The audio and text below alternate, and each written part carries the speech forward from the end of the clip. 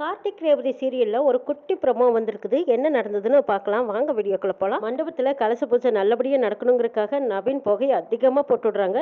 இந்த விஷயம் தெரியாம சாமுண்டீஸ்வரி புகையை யார் இவ்வளவு அதிகமா வச்சிருக்கிறதோ ஆஃப் பண்ணுங்க ஆஃப் பண்ணுங்கன்னு சத்தம் போடவும், நவீன் நான் தான் மேடம், கொஞ்சம் ப்ராப்ளம் அதான் லீக் ஆயிடுச்சு, இப்போ ஆஃப் பண்ணிடுறேன் மேடம், ஆஃப் பண்ண முடியாதனால தான் இவ்வளோ புகை வந்துருச்சுன்னு சொல்றாங்க. நீ தான் வச்சியா? வேலை தெரியாதவனாலாம் இந்த வேலையை கொடுத்தா இப்படி தான் இருக்கும், முதல்ல என் கண்ணு முன்னாடி நிற்காத மாதிரி அதே அதை ஆஃப் பண்ணிட்டு அந்த பக்கம் போ அப்படின்னு சாமுண்டீஸ்வரி நவீன் மேலே கோவப்படுறாங்க. அந்த கொஞ்சம் கேப்பில் காட்டி போய் நவதானியத்தை போட்டு பூஜையை நல்லபடியாக முடிச்சு கொடுத்துட்றாங்க. ஊர்க்காரங்க சாமுண்டீஸ்வரியிட்ட சொல்கிறாங்க, அம்மா நாங்கள் வந்த வேலை முடிஞ்சது, சேதுபதி ஐயாவோட பேரன் கலச பூஜையை நல்லபடியாக நடத்தி கொடுத்துட்டாங்க, நாங்கள் கிளம்புறோங்கிறாங்க. நாங்களும் இங்கே தானே இருந்தோம், எப்போ பூஜை முடிஞ்சதுன்னு சாமுண்டீஸ்வரி கேட்கவும், புகை அதிகமாக இருந்துச்சுல்ல, அப்போ நல்ல நேரம் முடியறதுக்குள்ளேயே இந்த பூஜையை செஞ்சிடணுங்கிறக்காக சேதுபதி ஐயாவோட பேரன் இந்த பூஜையை செஞ்சு கொடுத்துட்டாருங்கம்மா. ஓ அப்படியா, சரி சரி, எப்படியோ நல்லபடியாக பூஜை முடிஞ்சதில்ல, நீங்கள் கிளம்புங்கன்னு சாமுண்டீஸ்வரி சொல்கிறாங்க. சிவனாண்டி, முத்துவேல், விருமன் இவங்க எல்லாரும் ஐயோ கண்கொத்தி பாம்பா காத்திருந்து இப்போ இவனை கையும் களமா பிடிக்க முடியாம போச்சே, எப்படியோ ஏமாத்திட்டானுங்களே, ஏமாந்து உட்காந்துருக்குறாங்க. கரெக்டாக அந்த நேரம் பார்த்து சந்திரா வர்றாங்க. சந்திரா வந்ததும் பூஜையை யார் பண்ணுறதுன்னு கேட்குறாங்க. சேதுபதி ஐயாவோட பேரன் தான் செஞ்சான்னு சொல்லிட்டு போகிறாங்க. சேதுபதி ஐயாவோட பேரனா அப்படின்னு சந்திராவுக்கு குழப்பமா இருக்குது. உள்ளே ஓடி வந்ததும் சாமுண்டீஸ்வரி கிட்ட, ஏக்கா கலச பூஜையை செஞ்சது யார், உன் மாப்பிள்ளை தானேங்கிறாங்க. என் மாப்பிள்ளையெல்லாம் செய்யலை, இதோ நிற்கிறானே இந்த இளையராஜா, இவன் தான் செஞ்சான்னு சொல்கிறாங்க. ஆமாம், இந்த இளையராஜா செஞ்சான்னு சொல்கிறியே, இவன் செஞ்சதை நீ நேரில் பார்த்தியான்னு கேட்குறாங்க சந்திரா. இல்லடி, அப்போ ஸ்மோக் அதிகமாகி யாருமே பார்க்க முடியாமல் போச்சுங்கிறாங்க. இது எல்லாமே உன் மாப்பிள்ளை செஞ்ச சதிக்கா, அது எப்படி கலச பூஜை நடக்கும்போது ஸ்மோக் அதிகமாகும், நீ யோசிக்கவே மாட்டியான்னு கேட்கவும் கார்த்தி கேட்குறாங்க. ஆமாம்மா, உங்களுக்கு தான் சந்தேகம் வந்துடுமே அத்தை, பூஜை நடக்கும்போது நான் உங்கள் பக்கத்தில் தானே இருந்தேன், சின்ன திக்கிசி எடுத்து சொல்லுங்கிறாங்க கார்த்தி. அக்கா இவன் போய் சொல்கிறான், இவன் தான்க்கா அந்த பூஜையை பண்ணியிருப்பான், நீ வேணாலும் கேட்டு பாருங்கிறாங்க. ஏங்க சும்மா என் மேலே பழி போட்டுக்கிட்டே இருக்கீங்க, எப்போ பார்த்தாலும் என் மேலே சந்தேகப்படுறதே உங்களுக்கு வேலையாக போச்சான்னு கேட்குறாங்க கார்த்தி. ஆமாம், நீ உண்மையை ஒத்துக்கிட்டா நான் ஏன் உன் மேலே சந்தேகப்பட போகிறேன். சந்திரா, நல்ல விஷயம் நடக்க போகிற நேரத்தில் நீ எதுக்கு இப்படி தேவையில்லாமல் பேசிகிட்டு இருக்க, உன் வேலை என்னமோ அது பாரு. சரி, நீ ஹாஸ்பிட்டல் போனீங்களா, டாக்டர் என்ன சொன்னாங்கன்னு கேட்குறாங்க. அது ஏன் கேட்குறீங்க, எங்கள் அக்காவை பார்க்காம இருக்க முடியாது, எங்கள் அக்கா விஷயத்தில் நான் கலந்துக்கணும், நான் போயே ஆகணும்னு பாதி செக்கப்போட ஓடி வந்துட்டாங்க, நீங்களே என்னென்னு கேளுங்கன்னு சொல்கிறாங்க மயில்வாகனம். இளையராஜா ரொம்ப அக்கறைப்படுற மாதிரி, ஐயோ சின்னத்துக்கு அடிபட்டுருச்சா, கீழே வந்துட்டாங்களா, எங்க தடிபட்டுது அப்படின்னு ஓடி வருவோம். டே கொஞ்சம் அமைதியாரடா, நடிச்சு காரியத்தை கெடுத்துடாத அப்படின்னு மயில்வாகனம் ஜாடு பண்ணவும் சரி சரின்னு ஓரமா நிற்கிறாங்க. அக்கா அடிபட்டதெல்லாம் எந்த கிளாச்சரும் கிடையாது, எதுவும் இல்லைன்னு சொல்லிட்டாங்கக்கா, எனக்கு உடம்புல எல்லாம் எந்த பிரச்சனையும் இல்லைன்னு சொல்லிட்டாங்கன்னு சொல்றாங்க சந்திரா. அக்கா அதெல்லாம் ஒரு பிரச்சனை இல்லை, நான் சொல்றது தான் நீ நம்ப மாட்டேங்கிறேன்னு சொல்லும்போது, இங்க பாரு சந்திரா, திரும்ப திரும்ப நீ அதை பத்தியே பேசின அப்புறம் எனக்கு கெட்ட கோவம் வந்துடும், உன் வேலை என்னமோ அதை பாருங்கிறாங்க. அப்ப கார்த்தி சிரிக்கிறாங்க.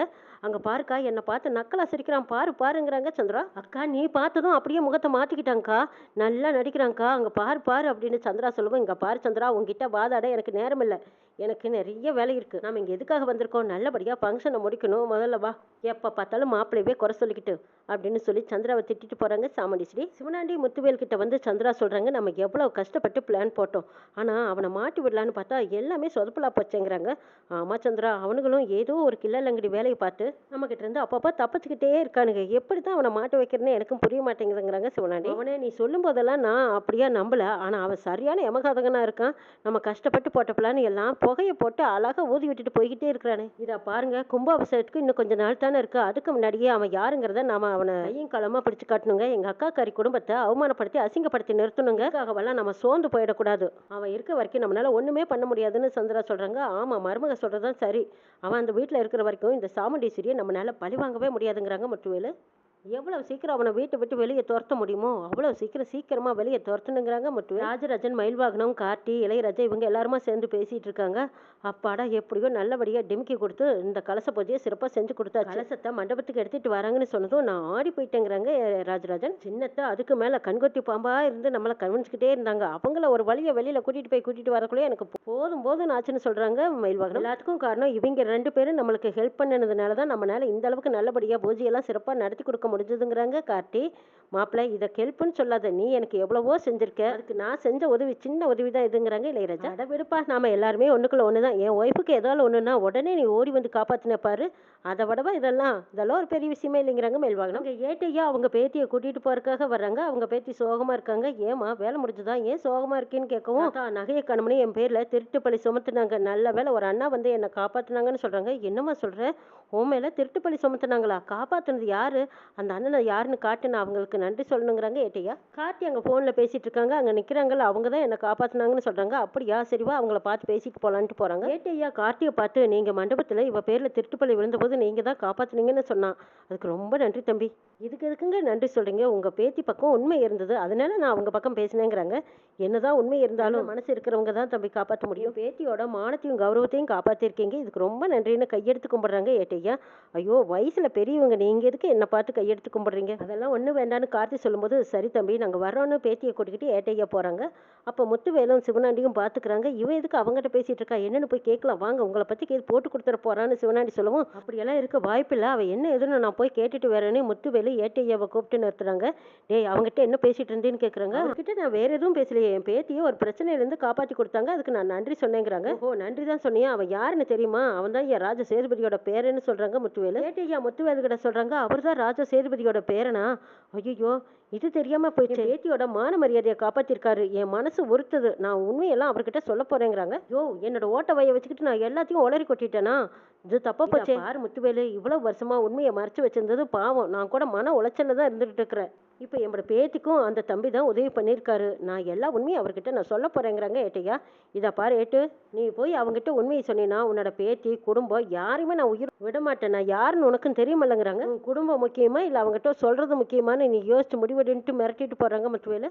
ஃபங்க்ஷன் எல்லாம் முடிஞ்சு எல்லாரும் வீட்டுக்கு வராங்க. ரேவதி அந்த விசாவையே பார்த்துட்டு இருக்காங்க. அப்போ கார்த்தி வந்து கேட்குறாங்க, ஏர்போர்ட்டுக்கு இன்னும் 2 மணி நேரத்தில் போயாகணும், எல்லாம் பேக் பண்ணி வை, ஏதாவது மறந்துடாதீங்கிறாங்க. வீட்டில் யாருக்கும் சந்தேகம் வராமல் கிளம்பிடு. சரி, நான் போய் கார் ரெடி பண்ணுறேன்ட்டு போகிறாங்க கார்த்தி. ரேவதி விசாவை டேபிள் மேலே வச்சுட்டு அவங்க ஃபோனில் பேசிகிட்டு இருக்காங்க. அது காற்றுக்கு பறந்து ரோஹிணி உட்காந்துருக்கிற இடத்துக்கு பறந்து போயிடுது.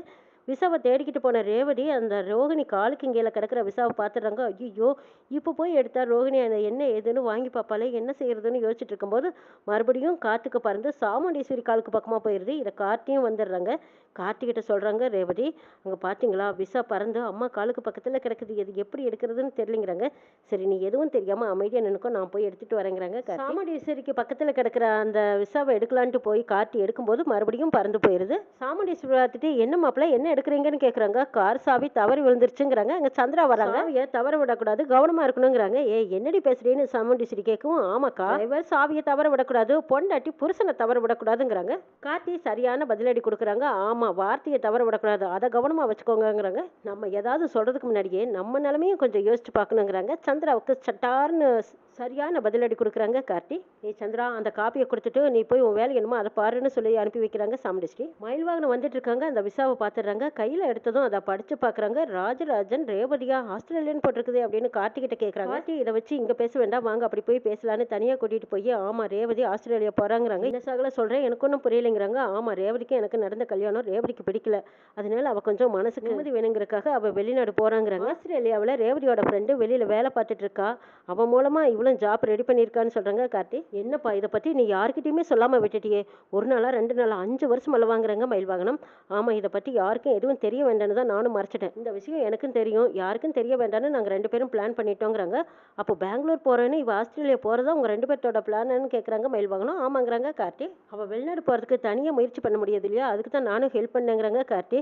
அடே அப்பா, உலகத்திலேயே உன்ன மாதிரி புருஷன் பொண்டாட்டி இருக்கவே முடியாது. ஏன் சகல, ரேவதி ஆஸ்திரேலியா கிளம்பி போயிட்டானா இந்த விஷயம் அத்தைக்கு தெரிஞ்சா அத்தை சும்மா இருப்பாங்கன்னு நீ நினைச்சியா? கிளின்னு கிழிச்சு உன்னை தொங்கிட்டுருவாங்களேங்கிறாங்க மயில் வாகனம். ஆமா, கோவப்படத்தான் செய்வாங்க, கோவப்பட்டு பேசினாங்கன்னா நாமளும் பேசாமல் வாங்கிட்டு ஆகணும், வேறு வழி இல்லைங்கிறாங்க கார்த்தி. இதை பாரு சகல, மகேஷ் மாயாவை பற்றின உண்மையெல்லாம் சொல்லி ரேவதியை ஆஸ்திரேலியா போக விடாமல் நான் பண்ண போகிறேங்கிறாங்க. மகேஷ் மாயாவை பற்றின உண்மையெல்லாம் ரேவதிக்கும் தெரியுங்கிறாங்க கார்த்தி. மாயாவை பற்றின உண்மையும் தெரியும், என்னை பற்றியும் ரேவதி தெரிஞ்சுக்கிட்டா, எல்லா உண்மையும் தெரிஞ்சுதான் இப்போ முடிவெடுத்திருக்கான்னு சொல்கிறாங்க கார்த்தி. சகல, இது சரியில்லை, புதுசாக கல்யாணம் பண்ண பொண்ணு இன்னும் விட்டு பிரிஞ்சு போகிறேன்னு சொல்லுது, இது சரியில்லை, நம்ம இதை பற்றி ஏதாவது பேசி முடிவெடுக்கணுங்கிறாங்க மயில் வாகனம். வேண்டாம் வேண்டாம், இதை பற்றி எதுவும் பேசாதீங்க, அவளுக்குன்னு ஒரு பொசிஷனஸ் தேவைப்படுது, அதனால அவள் விஷயத்தில் யாரும் தலையிட வேண்டாம், இதை பற்றி எதுவும் பேசிடாதீங்கன்னு சொல்கிறாங்க கார்த்தி. அவள் வெளிநாடு போகணும்னு முடிவு பண்ணிட்டா, அவள் சந்தோஷமாக இருந்தால் அதுவே எனக்கு போதும், ரேவதியோட சந்தோஷத்தில் யாரும் தலையிட வேண்டாம், அவள் ஊருக்கு போகணும்னு முடிவு பண்ணிட்டல, அவள் போயிட்டு வரட்டும், இந்த விஷயத்த வெளியில் யாருக்கிட்டையும் எதுவும் சொல்லிடாதீங்க, எதுவாக இருந்தாலும் நான் பார்த்துக்கிறேன்னு சொல்லிட்டு கார்த்தி அங்கேருந்து போகிறாங்க. இதை இப்படியே விடக்கூடாது, ரேவதிக்கிட்டையாவது போய் பேசி பார்க்கலான்னு மயில் வாகனம் ரேவதியை பார்க்குறாங்க. ஆஸ்திரேலியா போகிறத பற்றி சகல என்கிட்ட எல்லா விஷயத்தையும் சொல்லிட்டாங்க, நீ தப்பான முடிவெடுத்திருக்க ரேவதி. ராஜா மாதிரி புருஷன் கிடைக்க நீ கொடுத்து வச்சிருக்கணும். ராஜா மேல நீயும் நல்ல அபிப்பிராயம் தான் வச்சிருந்தா. ஆனா இடையில யாரோ உன்னை மனசை மாத்தி கெடுத்துட்டாங்க. மகேஷ் மாயாவை பத்தின உண்மையெல்லாம் உனக்கும் தெரிஞ்சதுன்னு சகலை என்கிட்ட சொன்னாரு. சகலையை பத்தி உனக்கு முழுசா தெரிஞ்சிருக்கும். தெரிஞ்சிருந்தும் நீ வெளிநாட்டுக்கு போறது சரியில்லை. நீ ஆசைப்பட்ட ஒரே காரணத்துக்காக உன்னை வெளிநாடு அனுப்பி வைக்கிறதுக்கு அவர் தயாரா இருக்காரு. ஆனா நீ வெளிநாடு போற விஷயம் வீட்டுக்கு தெரிஞ்சா அவர் எப்படி இந்த வீட்டுல சமாளிப்பாருன்னு தெரியும். எவ்வளவு பெரிய பிரச்சனை வரும், எப்படி எல்லாம் கலவரம் படிக்கும்னு உனக்கும் தெரியுமல்ல ரேவதி. ஒரு புருஷ உலகத்துல யாராவது இப்படி பொண்டாட்டிக்கு வெளிநாடு அனுப்பி வைப்பானா? அவர் நீ எவ்வளவு தூரம் அவமானப்படுத்தி அசிங்கப்படுத்தி இருக்க. இதையெல்லாம் தாண்டி அவரை பத்தி நீ புரிஞ்சுக்கிட்ட. நீ சந்தோஷமா இருக்கணுங்கிறக்காக அவர் உன்னை வெளிநாடு அனுப்புறதுக்கு எவ்வளவு ரிஸ்க் எடுக்கிறாரு. இப்படி ஒரு புருஷன் கிடைக்க நீ கொடுத்து வச்சிருக்கணும். இப்படி ஒரு புருஷன் யாராவது இந்த மாதிரி எல்லாம் செஞ்சு கொடுப்பாங்களா? யோசிச்சு பாரு. ராஜா உனக்கு புருஷனா கிடைக்க நீ கொடுத்து வச்சிருக்கணும். அந்த கடவுள் உனக்கு கொடுத்தது அதிர்ஷ்டம். இதா பாரு ரேவதி, உனக்கு அருமையான கல்யாண வாழ்க்கை அமைஞ்சிருக்கு. அதை உதறிட்டு போனேன்னா நஷ்டம் உனக்கு தான். கார்த்தியை விட்டு போகாம இருந்தா உனக்கு தான் நல்லது. சரி, நான் சொல்ல வேண்டியதை சொல்லிட்டு அதுக்கப்புறம் முடிவு உன்னோட கையில தான் இருக்குன்னு சொல்லிட்டு மயில்வானும் போறாங்க. சந்திரா வராங்க. சந்திரா வந்து ரேவதி கிட்ட, ஆமா நீ ஆஸ்திரேலியா போறியாமே, டிராவல் ஏஜென்சி மூலமா நான் தெரிஞ்சுக்கிட்டேன், போறது நெசமான்னு கேட்குறாங்க. ஆமாங்கிறாங்க ரேவதி. இதா பாரு ரேவதி, அவன் உனக்கு ஏற்றவனே கிடையாது. அந்த டிரைவர் மாப்பிள்ள அவன் படிப்பு என்ன, உன் படிப்பு என்ன? நீ அவனை விட்டு ஆஸ்திரேலியா போகிறது தான் நல்லது. ஏதோ கொஞ்சம் இங்கிலீஷ் பேசுறதுனால அவன் உனக்கு சரியாக தகுந்த மாப்பிள்ளையே இருக்க முடியாது. இந்த வீட்டுக்கு டிரைவர் வேலைக்கு வந்தவன் உங்கள் அம்மா மனசில் இடம் பிடிச்சிட்டான். குரங்கு கையில் பூமாலையை கொடுத்த மாதிரி உன்னையும் கொடுத்து பிஸ்னஸையும் கொஞ்சமாக அவங்ககிட்ட பொறுப்பு ஒப்படைச்சிட்டாங்க உங்கள் அம்மா. உன்னோட தகுதிக்கு அழகுக்கெல்லாம் ஏற்றவனே கிடையாது. நீ வெளிநாடு போகிறது தான் நல்லது. இந்த விஷயம் மட்டும் உங்கள் அம்மாவுக்கு தெரிஞ்சா நிச்சயமாக நீ வெளிநாடு போகிறது உங்கள் அம்மாவும் டிரைவரும் தடையாக இருப்பாங்க தெரியுமா? அவன் உனக்கு பொருத்தமே இல்லாதவன். உனக்கு ஏமாற்றி தான் ரேவதி தாலியை கட்டியிருக்கான். இதை பாரு ரேவதி, அவன் அந்த கிழவியோட பேரன்தான். கொஞ்சமாக நல்லவனா மாறி நம்ம மனசில் எல்லாத்தையும் இடம் பிடிச்சிட்டான். கும்ப அவசரத்துக்குள்ள அவன் யாருங்கிறத நான் கண்டுபிடிச்சு நிரூபிச்சு காட்ட போறேன் பாரு. சித்தி, அவரை பற்றி தப்பாக பேசாதீங்கன்னு சொல்கிறாங்க ரேவதி. என்ன ரேவதி, அவன் செஞ்ச ப்ராடெல்லாம் நான் சொல்லிக்கிட்டு இருக்கிறேன், நீ என்ன நம்ப மாட்டேங்கிறேன்னு கேட்குறாங்க சந்திரா. இதா பாருங்க சித்தி, என்னை பற்றி வேணா என்ன வேணாலும் பேசுங்க, ஆனால் அவரை பற்றி மட்டும் ஏதாவது பேசாதீங்கன்னு ரேவதி கார்த்திக்காக சப்போர்ட் பண்ணுறாங்க. அப்படியே பின்னாடி நவர்றாங்க சந்திரா. என்னது, அவனை பற்றி பேசினா இவளுக்கே இவ்வளோ கோவம் வருது, அவனுக்கு சப்போர்ட் பண்ணுறவ? ஏன் ரேவதி, அவனை தப்பாக பேசக்கூடாதுன்னு சொல்கிறேன், அவன் செஞ்சது தான் நான் சொன்னேங்கிறாங்க சந்திரா. இல்லை, அவரை பற்றி என்கிட்ட நீங்கள் தப்பாக பேசுறது எனக்கு பிடிக்கலைங்கிறாங்க ரேவதி. அடே அப்பா, இவளும் அவன்கிட்ட கவந்துட்டாளா? இனிமேல் இவகிட்ட அவனை பற்றி பேசி எந்த பிரயோஜனம் இல்லைன்னு நினச்சிட்டு, இதை பாரு ரேவதி, உனக்கு நல்லது தான் நான் சொன்னேன், நீ ஆஸ்திரேலியா போகிறது தான் நல்லது, உன் ஃப்யூச்சர் நல்லாயிருக்கும். இவனையெல்லாம் நம்பி பிரயோஜனம் இல்லை. சரி, நான் சொல்ல வேண்டியதை சொல்லிட்டேன், நான் கிளம்புறேன்ட்டு போகிறாங்க சந்திரா. கார்த்தி வந்து ரேவதி கிளம்பலாமான்னு கூப்பிடுறாங்க. ரேவதியும் சரின்னு வெளியில் வர்றாங்க. வெளியில் வந்து பார்த்தா எல்லாருமே உட்காந்துருக்காங்க. சாமுண்டீஸ்வரி, ஆமாம் ஃப்ளைட் எத்தனை மணிக்குன்னு கேட்குறாங்க. 10:30க்குன்னு சொல்கிறாங்க கார்த்தி. அப்படியா, சரி, நானும் என் பொண்ணை வழி அனுப்பிருக்கிற வர மாதிரி வரேங்கிறாங்க. உங்களுக்கு எதுக்கு அலைச்சல், அவ்வளோ தூரம் வந்துட்டு வருதுன்னா அலைச்சலாக தான் இருக்கும், நீங்கள் இருங்க நான் கொண்டு போய் விட்டுட்டு வரேங்கிறாங்க கார்த்தி. ஆமாம் ஈஸ்வரி, மாப்பிள்ளை சொல்கிறது சரிதான், அவங்க 2 பேரும் சின்ன ஜெர்ஸுங்க, போகிற வழியில் ஏதாவது பேசிகிட்டே போவாங்க, நீ எதுக்கு, நீ இரு, அவங்க 2 பேர் போயிட்டு வரட்டுங்கிறாங்க ராஜராஜன். ஆமாங்க, நீங்கள் சொல்கிறதும் சரிதான், சரி மாப்பிள்ளை நீங்களே கூட்டிகிட்டு போயிட்டு வாங்கங்கிறாங்க. மாப்பிள்ளை இப்போ கூட கெட்டு போகலை, நீங்களும் ரேவதி கூட 2 நாள் தானே போயிட்டு வாங்கங்கிறாங்க. இல்லை, ரேவதி கூட படித்த பொண்ணுங்க எல்லாரும் சேர்ந்து ஒன்றா பேசி சிரிச்சுட்டு இருப்பாங்க, அவங்க எல்லாரும் சந்தோஷமாக இருக்கிற இடத்துல நான் எதுக்கு, எனக்கு தான் இங்கே வேலை இருக்குன்னு சொல்கிறனால நான் அதை பார்க்கணும், ரேவதி மட்டும் போயிட்டு வரட்டுங்கிறாங்க கார்த்தி. ரோஹிணி ரேவதி கிட்ட பெங்களூரில் சாரீ ட்ரெஸ் இதெல்லாம் நிறைய சம்பளம் கிடைக்கும்னு சொல்லுவாங்க, எனக்கு உனக்கு டைம் இருந்தால் நிறைய வாங்கிட்டு வரியான்னு கேட்குறாங்க. சரிங்கிறாங்க ரேவதி. சாமுண்டீஸ்வரி ரேவதியை பார்த்து கேட்குறாங்க, என்ன ரேவதி முகம் வாட்டமாக இருக்குது, போக இஷ்டம் இல்லைன்னா இருந்துக்கோங்கிறாங்க. இல்லைம்மா, நைட்டு எனக்கு தூக்கம் இல்லை, அதனால தான் வாட்டமாக இருக்குது, வேற ஒன்றும் காரணமும் இல்லைங்கிறாங்க ரேவதி. போயிட்டு வரேங்கிறாங்க. என்னம்மா ரொம்ப நாள் போய் இருக்கிற மாதிரியெல்லாம் நீ பேசிகிட்டு இருக்க, குரலெல்லாம் ஏதோ தழுதலுக்குது, போன 2 நாளையில் வரப்போறையில்லைங்கிறாங்க ராஜராஜன். ஆமாப்பாங்கிறாங்க. திரும்ப பார்த்து போயிட்டு வா, பெங்களூர் போனது எங்களுக்கு கால் பண்ணுங்கிறாங்க. ரேவதி கார்த்தி வெளியில் கிளம்பி வந்ததுக்கு அப்புறமா மயில் வாகனம் பின்னாடியே ஓடி வந்து, ரேவதி நீ பண்ணுறது சரியில்லைங்கிறாங்க. கார்த்தியை விட்டு குடும்பத்தை விட்டு ஆஸ்திரேலியா நீ போயிட்டா ஆகணுமான்னு கேட்குறாங்க. போகும்போது எதுக்கு தடுக்கிறீங்க, அவள் விருப்பப்பட்டுட்டா போகிறேன்னு முடிவு பண்ணிட்டா, இதுக்கப்புறம் நம்ம தடுக்கக்கூடாது, அவள் இஷ்டம் என்னவோ அதை செய்யிட்டுங்கிறாங்க கார்த்தி. இல்லைப்பா சகலை, நீ செய்கிறது சரியில்லைங்கிறாங்க மயில் வாகனம். இதை பாருங்க சகலை, எது பேசுறதா இருந்தாலும் நான் மறுபடியும் வந்து பேசிக்கலாம், ரேவதி நீ காரில் ஏறுங்கிறாங்க கார்த்தி. இதை பாரு ரேவதி, உன் மனசுக்கு எது சரின்னு போடுதோ அதை செய், நீ அவர் பேசுனது எல்லாம் மனசில் வச்சுக்கிட்டு குழப்பிக்கிட்டு இருக்காதேங்கிறாங்க கார்த்தி. அடுத்தவங்க 1000 சொல்லுவாங்க, சொல்கிறாங்கன்னு உன் மனசை நீ மாற்றிக்கிட்டே இருந்தீங்கன்னா அது தப்பாக தான் போய் முடியுங்கிறாங்க. சரி, நான் ஸ்டடியாக இருக்கேன், எனக்கு முடிவே ஒரே முடிவு தான் சொல்லிட்டு ரேவதி கிளம்பி போகிறாங்க. அச்சோ, நான் உனக்கு எதுவுமே செய்யாமல் போகிறேனே, 2 தடவை என்னோட உயிரை காப்பாற்றிருக்கேன், மாயாவை பற்றின விஷயத்தை வெளிச்சம் போட்டு காட்டியிருக்கிறேன், இவ்வளவெல்லாம் செஞ்ச நீ எனக்கு கிஃப்ட் கொடுத்துருக்கேன், நானும் உனக்கு ஏதாவது கிஃப்ட் கொடுக்கலான்னு நான் நினைக்கிறேங்கிறாங்க ரேவதி. ஏதாவது நகைக்கடையில் நிறுத்து, நான் உனக்கு கிஃப்ட் வாங்கி கொடுத்தே ஆகணுங்கிறாங்க ரேவதி. அதெல்லாம் வேண்டாம், டைம் ஆயிடுச்சு, சொன்னால் கேட்க மாட்டேங்கிறாங்க கார்த்தி. அதெல்லாம் நான் சொன்னால் கேட்க மாட்டேன், நான் உனக்கு ஏதாவது வாங்கி கொடுத்தே ஆகணும், முதல்ல நகைக்கடையில் நிறுத்துன்னு சொல்லுவோம், நகைக்கடையோரமாக நிறுத்துறாங்க. ரேவதி கார்த்திக்கு மோதிரம் செலக்ட் பண்ணிட்டு இருக்காங்க. அவங்க முன்னாடியே புருஷ முண்டாட்டி 2 பேரும் நிற்கிறாங்க. அவங்க 2 பேரும் ஜோடியாக நகையை செலக்ட் பண்ணிட்டு இருக்காங்க. ஒரு செயின் எடுக்கிறாங்க. செயினை பார்த்து எனக்கு பிடிச்சிருக்குன்னு சொல்லி அவங்க பொண்டாட்டி கழுத்தில் லவ் யூ சொல்லி போட்டு விடுறாங்க. ரேவதி அவங்க 2 பேத்தையும் ஏக்கமா பார்க்குறாங்க. கார்த்தியும் கரெக்ட்டா வந்துடுறாங்க. மோதிரம் செலக்ட் பண்ணிட்டேங்கிறாங்க. இதுவும் இந்த மோதிரம் தான் செலக்ட் பண்ணியிருக்கேன். நல்லா இருக்கான்னு பாருங்கிறாங்க. உனக்கு பிடிச்சிருந்தா எனக்கும் பிடிச்ச மாதிரி தான் கார்த்தி சொல்லவும், சரி கையை காட்டு நான் போட்டு விடுறேன்னு கையை காட்டுறாங்க. ரேவதி கார்த்தி கையில் அந்த ரிங்கு போடுறதோட உடனே அவங்க பழசையெல்லாம் நினச்சி பார்க்குறாங்க. 2 தடவை உயிர் காப்பாற்றின கார்த்தியை நினச்சி பார்க்குறாங்க. கல்லு மேலே விழுந்ததும் பயந்து கார்த்தியை கட்டி பிடிச்சதை நினைக்கிறாங்க ரேவதி. எத்தனையோ நல்ல விஷயங்களுக்கெல்லாம் நம்மளுக்கு எவ்வளோ சப்போர்ட்டாக இருந்தாரு அப்படின்னு நினச்சிக்கிட்டு இப்போ கார்த்தியோட கையை பிடிச்சி ரேவதி மோதிரத்தை போடுறாங்க. ரேவதி மோதிரத்தை போட்டு விட்டுட்டு உன் கைக்கு இந்த மோதிரம் ரொம்ப நல்லா இருக்குங்கிறாங்க. இப்போ இது எதுக்காக நான் செஞ்சதுக்காக நீ செய்யணுமான்னு கேட்குறாங்க. இல்லை நான் போட்டிக்காகவெல்லாம் வாங்கலை, என் மனசுக்கு உனக்கு கொடுக்கணும்னு தோணுச்சு, அதனால நான் கொடுத்தேன். ஆமாம் உனக்கு இந்த ரிங்கை பார்க்கும்போதெல்லாம் என்னோட ஞாபகம் வருமல்லன்னு கேட்குறாங்க ரேவதி. என்னை மறக்க மாட்டியல்லன்னு கேட்குறாங்க ரேவதி. நான் எதுக்காக உன்னை மறக்க போகிறேன், நீ என்னை மறக்காமல் இருந்தால் சரிங்கிறாங்க கார்த்தி. சரி ரேவதி ஃப்ளைட்டுக்கு நேராச்சு போலாவான்னு கார்த்தி ரேவதி 2 பேரும் ஏர்போர்ட் போகிறாங்க. கார்த்தி ரேவதி 2 பேரும் காரில் போயிட்டு இருக்கும்போது காரில் என்ன போயிடுது. அதுக்கப்புறம் பிரேக் டவுன் ஆயிடுச்சுன்ட்டு ஒரு வாடகை கார் எடுத்துகிட்டு போகிறாங்க. கரெக்டான டைமுக்கு ஏர்போர்ட் போயிடுறாங்க. போனதும் ஃப்ளைட் எந்த பக்கம் நிற்குன்னு சொல்லி விசாரிச்சுட்டு போகிறாங்க. போகிற வழியிலேயே ரேவதிக்கு தட்டி விடுதும் ஸ்லிப் ஆகி விழ போகிறாங்க. கார்த்தி ரேவதியை விழாமல் பிடிச்சிக்கிறாங்க. பார்த்து வா ரேவதி ங்கிறாங்க. இல்ல கிளம்பும் போது சயனமாகிற மாதிரியே இருக்குங்கிறாங்க ரேவதி. அதெல்லாம் ஒன்றும் இல்லை, நீ மனசை தடப்படுத்திக்கோ, நம்ம என்ன நினைச்சு போறோமோ அது உறுதியாக நடக்கும்னு நினைச்சு போனா கண்டிப்பா நடக்கும் ரேவதி. நல்லபடியா பத்திரமா போயிட்டு வான்னு சொல்லி கார்த்தி வழி அனுப்பிச்சு வச்சுட்டு வராங்க. அபிராமி அம்மா கோயிலில் வேண்டிட்டு இருக்கிறாங்க. என் மருமகளுக்கு கண்ட இருக்கிறதா சொல்லி புருஷ மண்டாட்டி 2 பேரும் 5 வருஷம் பிரிஞ்சு இருக்க வேண்டியதா ஜோசியர் சொன்னாரு. அப்படி எதுவும் நடக்கக்கூடாது, 2 பேரும் சேர்ந்து ஒத்துமையா இருக்கணுங்கிறக்காக நான் பாத யாத்திரை வந்து வேண்டுதலை நிறைவேற்றிட்டேன். பரிகாரத்தை செஞ்சு முடிச்சாலும் என் மனசுக்குள்ள ஒரு சின்ன கவலை இருந்துகிட்டே இருக்குதே முருகா. என் மகனும் மருமகளும் பிரியக்கூடாது, அவங்க 2 பேரும் சேர்ந்து வாழணுங்கிறதுக்காகத்தான் நான் காவடி எடுத்துக்கிட்டு உன் கோயிலுக்கு வந்திருக்கிறேன்ப்பா. மகனும் மருமகளும் பிரியாமல் இருக்கிறதுக்கு அவங்க 2 பேரும் சந்தோஷமா இருக்கணும், நீ தான் அருள் புரியணும்னு வேண்டிட்டு இருக்காங்க அபிராமி. அபிராமி அம்மா வேண்டிக்கிட்ட மாதிரியே இங்கே கார்த்தி ரேவதியை வழி அனுப்பிச்சு வச்சுட்டேன்னு நினச்சிட்டு வீட்டுக்கு வராங்க. வீட்டுக்கு வர்றதுக்கு முன்னாடியே கார்த்திக்கு ஒரு ஃபோன் வருது. கார்த்தி ஃபோன் அட்டன் பண்ணுறாங்க. நாங்கள் ஹாஸ்பிட்டல்லேருந்து பேசுகிறோம், இங்கிறது யார் உங்கள் ஒய்ஃபான்னு கேட்குறாங்க. கார்த்தி ஆமாங்கிறாங்க. அவங்க ஹாஸ்பிட்டல் பேரை சொல்லி நீங்கள் உடனே வர முடியுமான்னு கேட்குறாங்க. ஏங்க என்னாச்சுன்னு கார்த்தி பதறி போயிடுறாங்க. வாங்க சார் சொல்கிறேன் அப்படின்னு சொல்லி கூப்பிடவும் கார்த்தி அந்த ஹாஸ்பிட்டலுக்கு அவசரமாக போய் ரிசப்ஷனில் என் ஃபோன் நம்பருக்கு கூப்பிட்டுருந்தீங்க, என்ன விஷயம்னு கேட்குறாங்க. டாக்டர் சாந்திங்கிறவங்க எனக்கு ஃபோன் பண்ணாங்க, அவங்க ரூம் எந்த பக்கம்னு கார்த்தி கேட்குறாங்க. உங்களை டாக்டர் அம்மா வர சொன்னாங்களா, ரூம் நம்பர் 206 அந்த ரூமில் தான் அந்த அம்மா இருக்காங்க, போய் பாருங்கன்னு சொல்கிறாங்க. அவங்க எதுக்காக நம்மளை வர சொல்லியிருப்பாங்கன்னு கார்த்தி அந்த ரூமுக்கு போய் பார்க்குறாங்க. அங்கே ரேவதி கையில் கட்டு போட்டு உட்காந்துருக்காங்க. கார்த்தி ரேவதியை பார்த்ததும் பதறி போயிடுறாங்க. ரேவதி உனக்கு என்ன ஆச்சுன்னு கேட்குறாங்க. ஆமாம் நீ ஃப்ளைட்டுக்கு போகிறேன்னு போனீல்ல, அப்புறம் அதுக்கப்புறம் என்ன நடந்தது, என்ன கட்டு அப்படின்னு எல்லாம் கேட்குறாங்க. கார்த்தி நான் ஃப்ளைட்டுக்கு போகலான்னு போனேன், படிக்கட்டு தவறி விழுந்து கையை உடஞ்சிருச்சு, எலும்பு கிரேக் ஆயிடுச்சுங்கிறாங்க ரேவதி. ஃப்ளைட்டை விட்டடிச்சிட்டேன், இனி கை குணமானா மட்டும்தான் நான் ஆஸ்திரேலியா போக முடியுங்கிறாங்க ரேவதி. இப்படி ஆயிடுச்சா, சரி விடு ரேவதி, கை குணமாகட்டும், அதுக்கப்புறமா மறுபடியும் நம்ம விசா டிக்கெட் எல்லாம் போட்டு போய்க்கலாம் அப்படின்னு சொல்லி கார்த்தி சமாதானம் பண்ணுறாங்க.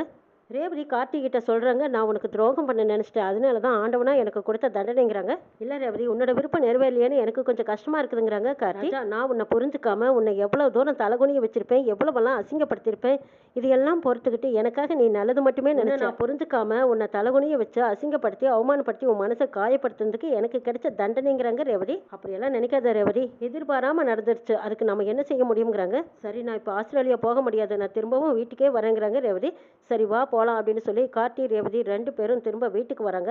ரேவதியும் கார்த்தி 2 பேரும் ஜோடியாக வரதை பார்த்த மயில் வாகனம் அடடா ரேவதியோட மனசு மாறிடுச்சா, சகல கூட சேர்ந்து வரணும்னு முடிவு பண்ணிட்டா போல இருக்கு.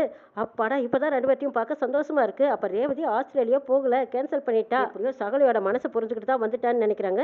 வீட்டுக்கு வந்து நடந்த விவரத்தை சொல்றாங்க. இதை கேட்டதும் ஐயோ கையில் அடிபட்டுருச்சா, நீ போகும்போதே உன் முகமே சரியில்லை, ஏதோ அவசகுணமா நடக்குதோன்னு நானும் தான் சந்தேகப்பட்டேன், அதே மாதிரி நடந்துருச்சேங்கிறாங்க ராஜராஜனும் சாமுண்டீஸ்வரியும்.